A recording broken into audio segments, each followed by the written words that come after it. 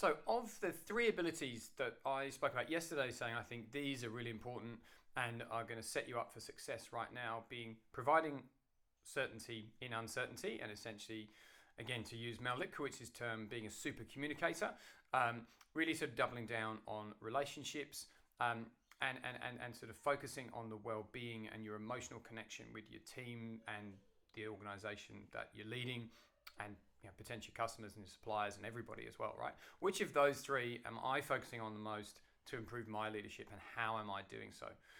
Well, to be completely frank, it's kind of a combination of providing certainty and really the emotional connection is coming through listening.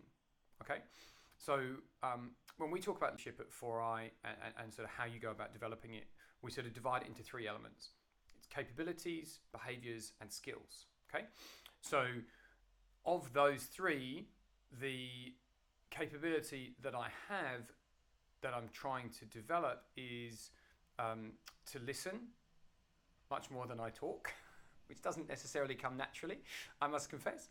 But in really a lot of the time, the conversations with my team especially, I'm just asking two questions. What's going on with you right now?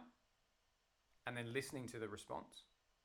And the second question is simply, how can I help? Or how can I help you progress that? Or what can I do to help you bring focus? Or sometimes it is the second question is not needed. It's just the first one. So listening, just asking the right amount of questions, which I would hope as a coach I've had a bit of practice with and kind of know the right ones at the right times.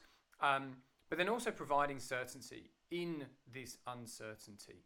And what I'm trying to do is really to sort of have the flow, pass on the information as much as I'm receiving it directly to my team. I'm just curating and trying to pull the most consistent themes out. But I'm not really sort of injecting a huge amount of my own filtration to what I'm passing on. So there's a huge amount of transparency. So if I pick up a message in the market, I'm passing that on.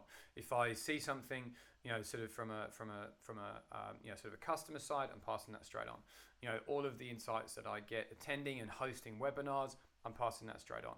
Now, does that qualify me? Mel Litkowitz can tell you as a super communicator. I would say not yet, but that's a focus. So listening in of itself is a communication skill for sure.